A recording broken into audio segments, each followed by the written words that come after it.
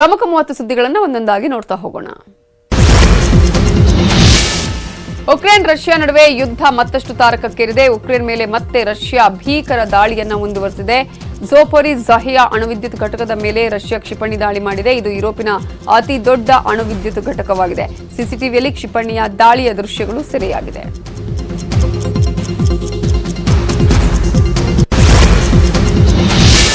Russia Ukraine ನಡುವೆ ಯುದ್ಧ ಮತ್ತಷ್ಟು ತಾರಕಕ್ಕೇರಿದೆ. ರಷ್ಯಾ ದಾಳಿಗೆ ಪುಟ್ಟ ರಾಷ್ಟ್ರ ಉಕ್ರೇನ್ ತತ್ತರಿಸಿ ಹೋಗ್ತಿದೆ.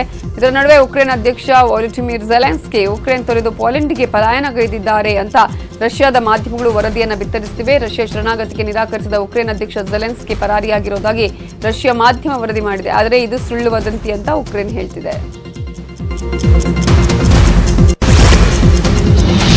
ರಷ್ಯಾ ಉಕ್ರೇನ್ ಜನವಸತಿಯ ಕಟ್ಟಡಗಳನ್ನೇ ಗುರಿಯಾಗಿ ದಾಳಿ ಮಾಡುತ್ತಿದೆ. ರಷ್ಯಾ ಬಾಂಬ್ ದಾಳಿಯಲ್ಲಿ ಚೆರ್ನಿಹಿವ್ ನಗರದಲ್ಲಿ 33, ಹಾರ್ಕಿವ್ನಲ್ಲಿ 34 ಜನ ಸಾವನ್ನಪ್ಪಿದ್ದಾರೆ. ನಾಗರಿಕರ ಮೇಲಿನ ದಾಳಿ ನಿಲ್ಲಿಸುವಂತೆ ರಷ್ಯಾಕ್ಕೆ ಉಕ್ರೇನ್ ಅಧ್ಯಕ್ಷ ಎಚ್ಚರಿಕೆ ಕೊಟ್ಟಿದ್ದಾರೆ. ಅಲ್ಲದೆ ರಷ್ಯಾ ಕದನ ವಿರಾಮ ಘೋಷಿಸಬೇಕು ಅಂತ ಉಕ್ರೇನ್ ಆಗ್ರಹಿಸಿದೆ. ವಿದ್ಯಾರ್ಥಿಗಳನ್ನ ಮಾನವ ಗುರಾಣಿಯಾಗಿ ಮಾಡಿಕೊಂಡಿದೆ ಉಕ್ರೇನ್ ಅಂತ ಹೇಳಿ ರಷ್ಯಾ ಅಧ್ಯಕ್ಷ ವ್ಲಾದಿಮಿರ್ ಪುಟಿನ್ ಸ್ಫೋಟಕ ಆರೋಪವನ್ನ ಮಾಡಿದ್ದಾರೆ. ಭಾರತದ ವಿದ್ಯಾರ್ಥಿಗಳನ್ನ ಉಕ್ರೇನ್ ಒತ್ತೆಯಾಗಿ ಇಟ್ಟುಕೊಂಡಿದೆ, ಬೇರೆ ದೇಶಗಳ ವಿದ್ಯಾರ್ಥಿಗಳನ್ನು ಕೂಡ ಒತ್ತೆ ಇಟ್ಟುಕೊಂಡಿದೆ, ನಮ್ಮಲ್ಲಿ ಎಲ್ಲ ಸಾಕ್ಷ್ಯ ಇದೆ ಅಂತ ಹೇಳಿ ರಷ್ಯಾ ಅಧ್ಯಕ್ಷ ವ್ಲಾದಿಮಿರ್ ಪುಟಿನ್ ಹೇಳಿಕೆಯನ್ನ ಕೊಟ್ಟಿದ್ದಾರೆ.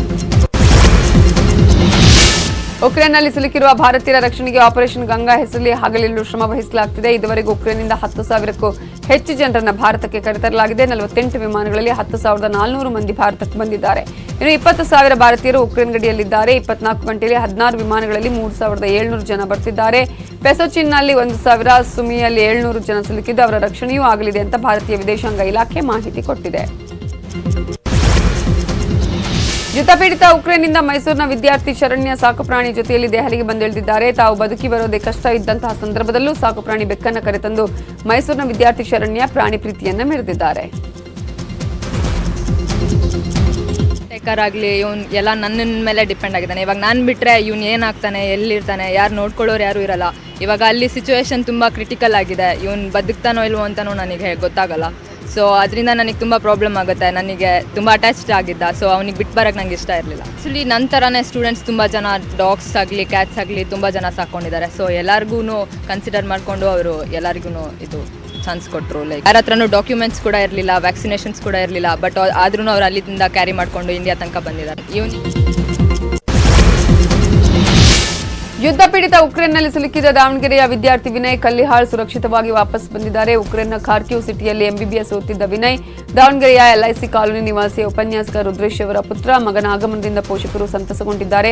ಈ ವೇಳೆ ಮಾತಾಡಿದ ವಿನಯ್, ಉಕ್ರೇನ್ನಲ್ಲಿ ಮೃತನಾದ ನವೀನ್ ಈಗ ಭಾರತಕ್ಕೆ ಬರಬೇಕಾಗಿತ್ತು, ನನಗೆ ತೀವ್ರ ನೋವಾಗಿದೆ ಅಂತ ವಿನಯ್ ಭಾವುಕರಾದರು. ಜಸ್ಟ್ ವಿತಿನ್ 3-4 ಸೆಕೆಂಡ್ ಇಂದ ಒಳಗೆ ಹೋಗ್ಬೇಕು ಅನ್ನೋ ಟೈಮಲ್ಲಿ ಏರ್ ಸ್ಟ್ರೈಕ್ ಶೆಲ್ಲಿಂಗ್ ಆಯ್ತು ಸರ್. ಅದು ಸೌಂಡಿಗೆ ಇಡೀ ಏರಿಯಾ ಶೇಕ್ ಆಗಿತ್ತು. ಅಷ್ಟು ಇಂಟೆನ್ಸಿಟಿ ಇರ್ತದೆ. ಹೊರಗಡೆ ಓಡಾಡೋದು ಯಾವುದಕ್ಕೂ ಏನೂ ಅವಕಾಶ ಇಲ್ಲ ಅಲ್ಲ ಸರ್.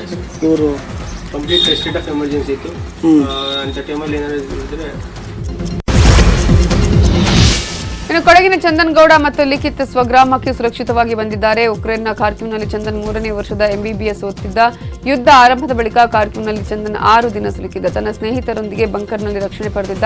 ತಾಯ್ನಾಡಿಗೆ ಚಂದನ್ ವಾಪಸ್ಸಾಗಿದ್ದು ಪೋಷಕರು ಸಂತಸ ವ್ಯಕ್ತಪಡಿಸಿದ್ದಾರೆ. ಇನ್ನು ಕೋಲಾರಕ್ಕೆ ಮೆಡಿಕಲ್ ವಿದ್ಯಾರ್ಥಿ ದೀಕ್ಷಿತ್ ರಾಜ್ ತವರಿಗೆ ವಾಪಸ್ ಬಂದಿದ್ದಾರೆ. ಯುದ್ಧ ಪೀಡಿತ ಉಕ್ರೇನ್ನಲ್ಲಿ ಬೀದರ್ ಜಿಲ್ಲೆಯ 4 ವಿದ್ಯಾರ್ಥಿಗಳು ಸಿಲುಕಿದ್ದಾರೆ. ಈ ಹಿನ್ನೆಲೆ ವಿದ್ಯಾರ್ಥಿಗಳ ಮನೆಗೆ ಬೀದರ್ ಜಿಲ್ಲಾಧಿಕಾರಿ DC Govinda Reddy, SP D Kishore Babu ಭೇಟಿ ಕೊಟ್ಟು ಪೋಷಕರಿಗೆ ಧೈರ್ಯ ತುಂಬಿದ್ರು. 4 ವಿದ್ಯಾರ್ಥಿಗಳು ಸುರಕ್ಷಿತವಾಗಿದ್ದು ಪಾಲಕರ ಜೊತೆಗೆ ಸಂಪರ್ಕದಲ್ಲಿದ್ದಾರೆ. ಇಬ್ಬರು ನಾಳೆ ಭಾರತಕ್ಕೆ ವಾಪಸ್ ಬರಲಿದ್ದಾರೆ. ಇನ್ನಿಬ್ಬರು 2-3 ದಿನಗಳಲ್ಲಿ ಬರುವ ಸಾಧ್ಯತೆ ಇದೆ. ಧೈರ್ಯದಿಂದ ಇರುವಂತೆ ಪೋಷಕರಿಗೆ ಬೀದರ್ ಜಿಲ್ಲಾಧಿಕಾರಿ ಧೈರ್ಯ ತುಂಬಿದ್ರು. ಇನ್ನು ಉಕ್ರೇನ್ನಲ್ಲಿ ಸಾವನ್ನಪ್ಪಿರೋ ಹಾವೇರಿ ವಿದ್ಯಾರ್ಥಿ ನವೀನ್ ಮನೆಗೆ ಮಾಜಿ ಸಚಿವರಾದ ಜಿಆರ್ ಪಾಟೀಲ್ ಹಾಗೂ ಕೆಬಿ ಕೋಳಿವಾಡ ಭೇಟಿ ಕೊಟ್ಟು ಸಾಂತ್ವನ ಹೇಳಿದರು. ಈ ವೇಳೆ ಮಾತಾಡಿದ ಕೆಬಿ ಕೋಳಿವಾಡ, ನವೀನ್ ಮರಣ ಬಹಳ ಶೋಚನೀಯ. ಯುದ್ಧದ ಭೂಮಿಯಲ್ಲಿ ಆತ ಮರಣ ಹೊಂದಿದ್ದಾನೆ. ಇದು ಕೇಂದ್ರ ಸರ್ಕಾರದ ವೈಫಲ್ಯ ಅಂತ ಆರೋಪ ಮಾಡಿದರು. ಪ್ರಧಾನಿ ಮೋದಿ ಅವರಿಗೆ ಗಡ್ಸಿರೋದಕ್ಕೆ ರಿಸ್ಕ್ ತಗೊಂಡು ದೇಶದ ಜನರನ್ನ ಉಕ್ರೇನ್ನಿಂದ ರಕ್ಷಿಸುತ್ತಿದ್ದಾರೆ ಅಂತ ಮೈಸೂರಲ್ಲಿ ಸಂಸದ ಪ್ರತಾಪ್ ಸಿಂಹ ಹೇಳಿದ್ದಾರೆ. ಆಪರೇಷನ್ ಗಂಗಾ ರಕ್ಷಣಾ ಕಾರ್ಯ ಬಹಳ ಚುರುಕಾಗಿ ನಡೀತಾ ಇದೆ. ಉಕ್ರೇನ್ನ ಗಡಿ ದಾಟಿದ ಕೂಡಲೇ ಅಲ್ಲಿಂದ ಸುರಕ್ಷಿತವಾಗಿ ಭಾರತೀಯರನ್ನ ಏರ್ ಲಿಫ್ಟ್ ಮಾಡಲಾಗ್ತಿದೆ ಅಂತ ಹೇಳಿದರು. ಸಿಎಂ ಬಸವರಾಜ ಬೊಮ್ಮಾಯಿ ತಮ್ಮ ಚೊಚ್ಚಲ ಬಜೆಟ್ ಮಂಡಿಸಿದ್ದಾರೆ. ಬಜೆಟ್ ಅಲ್ಲಿ ತೆರಿಗೆ ಭಾರ ಇಲ್ಲ, ಅತಿಯಾದ ಜನಪ್ರಿಯತೆಯೂ ಇಲ್ಲ. ಚೊಚ್ಚಲ ಬಜೆಟ್ ಅಲ್ಲಿ ಸಿಎಂ ಬೊಮ್ಮಾಯಿ ಡಿಫೆನ್ಸ್ ಬ್ಯಾಟಿಂಗ್ ಮಾಡಿದ್ದಾರೆ. ಎಲೆಕ್ಷನ್ಗೆ ಅನುಕೂಲ, ಸಮುದಾಯಗಳಿಗೆ ಬಜೆಟ್ ಅಲ್ಲಿ ಅನುದಾನ ನೀಡಲಾಗಿದೆ. 2.60 ಲಕ್ಷ ಕೋಟಿ ಮೊತ್ತದ ಬಜೆಟ್ ಅನ್ನು ಸಿಎಂ ಮಂಡಿಸಿದ್ದಾರೆ. ಪೌರ ಕಾರ್ಮಿಕರಿಗೆ ವಿಶೇಷ ಭತ್ಯೆ, ಆಳು ಸಮುದ್ರದ ಮೀನುಗಾರಿಕೆಗೆ ವಿಶೇಷ ಅನುದಾನ, ಆಶಾ ಕಾರ್ಯಕರ್ತರ ವೇತನ ಹೆಚ್ಚಳ ಹೀಗೆ ಹಲವು ಯೋಜನೆಗಳಿಗೆ ಸಿಎಂ ಬೊಮ್ಮಾಯಿ ಅನುದಾನ ನೀಡಿದ್ದಾರೆ. ಗ್ರಾಮೀಣ ಮತ್ತು ನಗರ ಪ್ರದೇಶಗಳ ಮೂಲಸೌಕರ್ಯ ಅಭಿವೃದ್ಧಿ, ರೈತ ಮಹಿಳೆಯರ, ಪರಿಶಿಷ್ಟ ಜಾತಿ ಪಂಗಡ, ಹಿಂದುಳಿದ ವರ್ಗದ ಜನತೆಗೆ ಸ್ವಾಭಿಮಾನದ ಬದುಕು ನಡೆಸಲು ಪೂರಕವಾದ ಕಾರ್ಯಕ್ರಮಗಳು. ರಾಜ್ಯದ ಎಲ್ಲರನ್ನು ಒಳಗೊಂಡ ಸಮಗ್ರ ಆರ್ಥಿಕ ಮತ್ತು ಸಾಮಾಜಿಕ ಅಭಿವೃದ್ಧಿ ಮಾಡುವುದು, ದುರ್ಬಲ ವರ್ಗದ ರಕ್ಷಣೆ ಏಳಿಗೆಗಾಗಿ ಒತ್ತು ನೀಡುವುದು, ಅವರನ್ನು ಪರಾವಲಂಬನೆಯನ್ನಾಗಿ ಮಾಡದೆ ಸ್ವಾಭಿಮಾನದ ಬದುಕು ನಡೆಸಲು ಶಿಕ್ಷಣ, ಉದ್ಯೋಗ, ಸಬಲೀಕರಣ ಕಾರ್ಯಕ್ರಮ ರೂಪಿಸುವುದು ಹಾಗೂ ಉತ್ತಮ ಆರೋಗ್ಯ ಸೇವೆಯನ್ನು ಒದಗಿಸುವುದು. ರಾಜ್ಯದ ಹಿಂದುಳಿದ ಪ್ರದೇಶಗಳನ್ನು ವೈಜ್ಞಾನಿಕವಾಗಿ ಗುರುತಿಸಿ ವಿವಿಧ ವಲಯಗಳ ಅಭಿವೃದ್ಧಿಗೆ ಸಂಘಟಿತ ಪ್ರಯತ್ನ ಮಾಡುವ ಮೂಲಕ ಇಲ್ಲಿನ ಮಾನವ ಅಭಿವೃದ್ಧಿ ಸೂಚ್ಯಂಕ ರಾಜ್ಯದ ಸರಾಸರಿಯಾಗಿ ಸಮನಾಗಿ. ಸಿಎಂ ಬೊಮ್ಮಾಯಿ ಬಜೆಟ್ನಲ್ಲಿ ಆರೋಗ್ಯಕ್ಕೆ ಹೆಚ್ಚಿನ ಒತ್ತನ್ನು ಕೊಟ್ಟಿದ್ದಾರೆ. ಆರೋಗ್ಯ ಇಲಾಖೆಗೆ 13,982 ಕೋಟಿ ಅನುದಾನ ನೀಡಲಾಗಿದೆ. ಅಲ್ಲದೆ ರಾಜ್ಯದಲ್ಲಿ 438 ನಮ್ಮ ಕ್ಲಿನಿಕ್ ಸ್ಥಾಪಿಸಲು ಸರ್ಕಾರ ನಿರ್ಧರಿಸಿದೆ. ಮಕ್ಕಳಲ್ಲಿ ಪೌಷ್ಟಿಕಾಂಶ ಹೆಚ್ಚಿಸುವುದಕ್ಕೆ 52 ಲಕ್ಷ ಮಕ್ಕಳಿಗೆ ಹಾಲಿನ ಪುಡಿ ವಿತರಿಸಲು ಗುರಿ ಹೊಂದಲಾಗಿದೆ. ಇನ್ನು ಹುಟ್ಟು ಕಿವುಡ ಮಕ್ಕಳ ಚಿಕಿತ್ಸೆಯನ್ನ ಸರ್ಕಾರ 32 ಕೋಟಿ ಅದಕ್ಕೆ ಅನುದಾನ ಕೊಟ್ಟಿದೆ. ಬಿಪಿಎಲ್ ಕಾರ್ಡ್ ಇದ್ರೆ ಉಚಿತ. ಕಣ್ಣಿನ ಚಿಕಿತ್ಸೆಗೂ ಸರ್ಕಾರ ಗ್ರೀನ್ ಸಿಗ್ನಲ್ ನೀಡಿದೆ. ಅಲ್ಲದೆ ಹುಬ್ಬಳ್ಳಿ ಜಯದೇವ ಹೃದ್ರೋಗ ಸಂಸ್ಥೆಗೆ 250 ಕೋಟಿ ಅನುದಾನ ನೀಡಿದೆ. ಇನ್ನು ಬಜೆಟ್ನಲ್ಲಿ ವಿವಿಧ ನಿಗಮ ಮಂಡಳಿಗಳಿಗೆ ಸಿಎಂ ಬಂಪರ್ ಕೊಡುಗೆ ಕೊಟ್ಟಿದ್ದಾರೆ. ವೀರಶೈವ ಲಿಂಗಾಯತ ಒಕ್ಕಲಿಗ ಅಭಿವೃದ್ಧಿ ನಿಗಮಗಳಿಗೆ ತಲಾ 100 ಕೋಟಿ ಅನುದಾನ ನೀಡಲಾಗಿದೆ. ಮರಾಠ ನಿಗಮಕ್ಕೆ 50 ಕೋಟಿ ಅನುದಾನವನ್ನು ಕೊಟ್ಟಿದ್ದಾರೆ.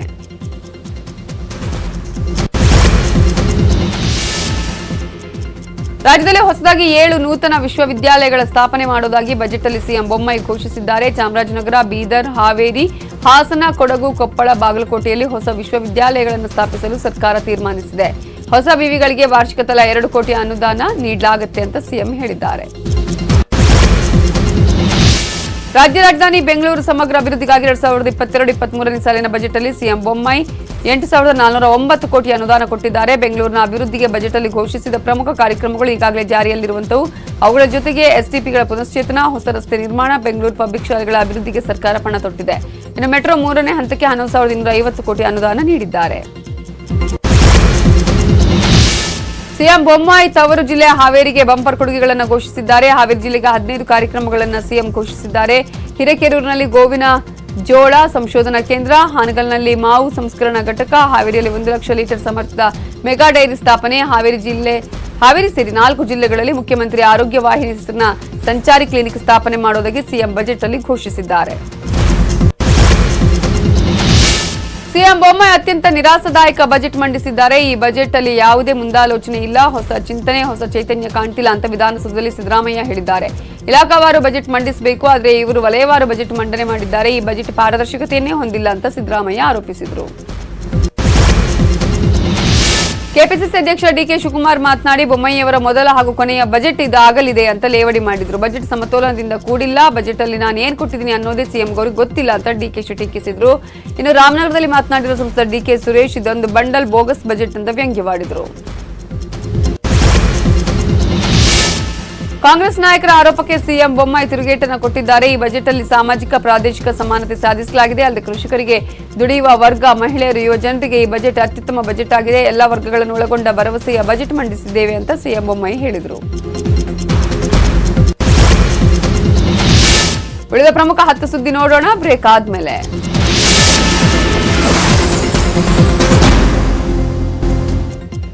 Welcome back. 30 ಮಿನಿಟ್ಸ್ ನಟಿನಲ್ಲಿ ಉಳಿದ ಪ್ರಮುಖ ಸುದ್ದಿಯನ್ನ ನೋಡೋಣ. ನಟ ಚೇತನ್ ಬೆಂಗಳೂರು ಪೊಲೀಸ್ ಆಯುಕ್ತರನ್ನ ಭೇಟಿಯಾಗಿದ್ದಾರೆ. ಇತ್ತೀಚೆಗೆ ಪ್ರಕರಣವೊಂದರಲ್ಲಿ ಚೇತನ್ಗೆ ನ್ಯಾಯಾಂಗ ಬಂಧನವಾಗಿತ್ತು. ನ್ಯಾಯಾಂಗ ಬಂಧನದ ಬಳಿಕ ಚೇತನ್ಗೆ ಕೊಟ್ಟ ಗನ್ಮ್ಯಾನ್ ಅನ್ನು ವಾಪಸ್ ಪಡೆಯಲಾಗಿತ್ತು. ಗನ್ಮ್ಯಾನ್ ವ್ಯವಸ್ಥೆ ನೀಡುವಂತೆ ನಟ ಚೇತನ್ ಪೊಲೀಸ್ ಕಮಿಷನರ್ಗೆ ಮನವಿ ಮಾಡಿದ್ದಾರೆ. ಈ ಕುರಿತು ಮಾತನಾಡಿರುವ ಚೇತನ್, ಗೌರಿ ಲಂಕೇಶ್ ಹತ್ಯೆಯ ಬಳಿಕ ನನಗೆ ಗನ್ಮ್ಯಾನ್ ನೀಡಲಾಗಿತ್ತು. ಮೊದಲಿನಿಂದಲೂ ನನಗೆ ಜೀವ ಬೆದರಿಕೆ ಇದೆ. ನನಗೆ ಗನ್ಮ್ಯಾನ್ ವ್ಯವಸ್ಥೆ ಮಾಡುವಂತೆ ಮನವಿ ಮಾಡಿದ್ದೇನೆ ಅಂತ ಹೇಳಿದರು.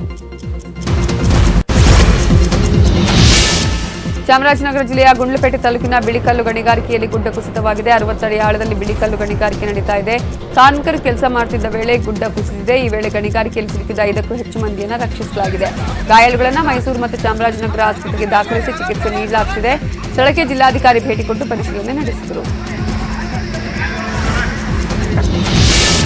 ಸಹಾಯದ ನೆಪದಲ್ಲಿ ATMನಲ್ಲಿ ಹಣ ದೋಚುತ್ತಾ ಇದ್ದ ಖದೀಮನನ್ನ ದಾವಣಗೆರೆ ಬಸವನಗರ ಪೊಲೀಸರು ಬಂಧಿಸಿದ್ದಾರೆ. ರಾಣೆಬೆನ್ನೂರು ಮೂಲದ 47 ವರ್ಷದ ಯೋಗಾನಂದನನ್ನ ಪೊಲೀಸರು ಬಂಧಿಸಿದ್ದು ಆತನಿಂದ 8.58 ಲಕ್ಷ ರೂಪಾಯಿ ಜಪ್ತಿ ಮಾಡಲಾಗಿದೆ. ಗಾಂಜಾ ಚಾಕ್ಲೇಟ್ ಮಾರಾಟ ಮಾಡುತ್ತಿದ್ದ ಇಬ್ಬರು ಆರೋಪಿಗಳನ್ನು ಬೆಂಗಳೂರಿನ ಮಹದೇವಪುರ ಪೊಲೀಸರು ಬಂಧಿಸಿದ್ದಾರೆ. ಪ್ರದೀಪ್ ಕುಮಾರ್ ಹಾಗೂ SK ಸಜಾನ್ ಬಂಧಿತ ಆರೋಪಿಗಳಾಗಿದ್ದು ಒಡಿಶಾದಿಂದ ಬೆಂಗಳೂರಿಗೆ ಗಾಂಜಾ ಚಾಕ್ಲೇಟ್ ತಂದು ಆರೋಪಿಗಳು ಮಾರಾಟ ಮಾಡುತ್ತಿದ್ದರು. ಆರೋಪಿಗಳನ್ನು ಪೊಲೀಸರು ಬಂಧಿಸಿದ್ದು ಹೆಚ್ಚಿನ ವಿಚಾರಣೆಯನ್ನ ಮಾಡುತ್ತಿದ್ದಾರೆ. ಯಾದಗಿರಿಯ ದೋರನಹಳ್ಳಿ ಗ್ರಾಮದಲ್ಲಿ ನಡೆದಿದ್ದ ಸಿಲಿಂಡರ್ ಸ್ಫೋಟ ಪ್ರಕರಣದಲ್ಲಿ ಸಾವಿನ ಸಂಖ್ಯೆ ಏರಿಕೆಯಾಗುತ್ತಲೇ ಇದೆ. ಇವತ್ತು ಚಿಕಿತ್ಸೆ ಫಲಿಸದೆ 45 ವರ್ಷದ ಸುಮಂಗಲ ಸಾವನ್ನಪ್ಪಿದ್ದಾರೆ. ದೋರನಹಳ್ಳಿ ಗ್ರಾಮದ UKP ಕ್ಯಾಂಪಲ್ಲಿ ಕಳೆದ ತಿಂಗಳ 25ರಂದು ಸೀಮಂತ ಕಾರ್ಯಕ್ರಮದ ವೇಳೆ ಸಿಲಿಂಡರ್ ಸ್ಫೋಟವಾಗಿತ್ತು. ಈ ದುರಂತದಲ್ಲಿ ಇಲ್ಲಿವರೆಗೂ 12 ಮಂದಿ ಮೃತಪಟ್ಟಿದ್ದಾರೆ. ಇನ್ನು 12 ಮಂದಿ ಕಲಬುರಗಿ ಜಿಲ್ಲೆಯ ವಿವಿಧ ಆಸ್ಪತ್ರೆಯಲ್ಲಿ ಚಿಕಿತ್ಸೆಯನ್ನ ಪಡೆದಿದ್ದಾರೆ. ಉಳಿದ ಪ್ರಮುಖ 5 ಸುದ್ದಿ ನೋಡೋಣ ಬ್ರೇಕ್ ಆದ್ಮೇಲೆ.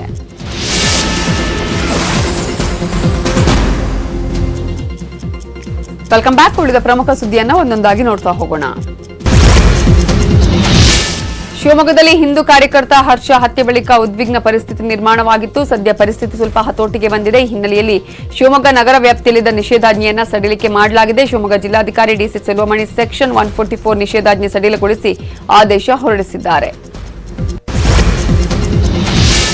ಪ್ರಧಾನಿ ನರೇಂದ್ರ ಮೋದಿ ಉತ್ತರ ಪ್ರದೇಶದ ವಾರಣಾಸಿಯಲ್ಲಿ ಭರ್ಜರಿ ಚುನಾವಣಾ ಪ್ರಚಾರ ನಡೆಸಿದ್ರು. ಉತ್ತರ ಪ್ರದೇಶ ವಿಧಾನಸಭಾ ಚುನಾವಣೆಗೆ ಮಾರ್ಚ್ 7ರಂದು ಕೊನೆಯ ಹಂತದ ಮತದಾನ ನಡೆಯಲಿದೆ. ಹೀಗಾಗಿ ವಾರಣಾಸಿಯಲ್ಲಿ ಪ್ರಧಾನಿ ಮೋದಿ ಬೃಹತ್ ರೋಡ್ ಶೋ ನಡೆಸಿದ್ರು. ರೋಡ್ ಶೋನಲ್ಲಿ ಸಾವಿರಾರು ಕಾರ್ಯಕರ್ತರು ಭಾಗವಹಿಸಿದ್ರು. ಇನ್ನು ಪ್ರಧಾನಿ ಮೋದಿ ಕಾಶಿ ವಿಶ್ವನಾಥ ದೇವಾಲಯಕ್ಕೆ ಭೇಟಿ ಕೊಟ್ಟು ವಿಶೇಷ ಪ್ರಾರ್ಥನೆಯನ್ನ ಸಲ್ಲಿಸಿದ್ದಾರೆ.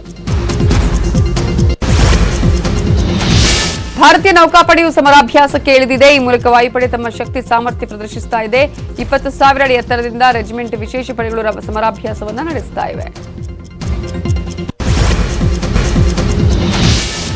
ಮೊಹಾಲಿಯಲ್ಲಿ ಭಾರತ ಶ್ರೀಲಂಕಾ ನಡುವೆ ಮೊದಲ ಟೆಸ್ಟ್ ಪಂದ್ಯ ನಡೀತಾ ಇದ್ದು ಇದು ವಿರಾಟ್ ಕೊಹ್ಲಿ ಅವರ ವೃತ್ತಿ ಬದುಕಿನ 100ನೇ ಟೆಸ್ಟ್ ಪಂದ್ಯವಾಗಿದ್ದು ಈ ಪಂದ್ಯದಲ್ಲಿ ವಿರಾಟ್ ಕೊಹ್ಲಿ ವಿಶೇಷ ದಾಖಲೆ ಬರೆದಿದ್ದಾರೆ. ಟೆಸ್ಟ್ ಕ್ರಿಕೆಟ್ನಲ್ಲಿ ಕಿಂಗ್ ಕೊಹ್ಲಿ 8,000 ರನ್ ಪೂರೈಸಿದ ಭಾರತದ 6ನೇ ಹಾಗೂ ಒಟ್ಟಾರೆ 32ನೇ ಆಟಗಾರ ಅನ್ನುವ ಸಾಧನೆ ಮಾಡಿದ್ದಾರೆ. ಇನ್ನು ಭಾರತದ ಮೊದಲ ದಿನದಾಟದ ಅಂತ್ಯಕ್ಕೆ 6 ವಿಕೆಟ್ ನಷ್ಟಕ್ಕೆ 357 ರನ್ ಗಳಿಸಿ ಬ್ಯಾಟಿಂಗ್ ಮಾಡುತ್ತಿದೆ. ಇವಿಷ್ಟು ಈ ಹೊತ್ತಿನ ಪ್ರಮುಖ ಸುದ್ದಿ. ನೋಡ್ತಾ ಇರಿ ನ್ಯೂಸ್ 18 ಕನ್ನಡ. ಜಾಲ ನಮ್ಮದು, ಬಲ ನಿಮ್ಮದು.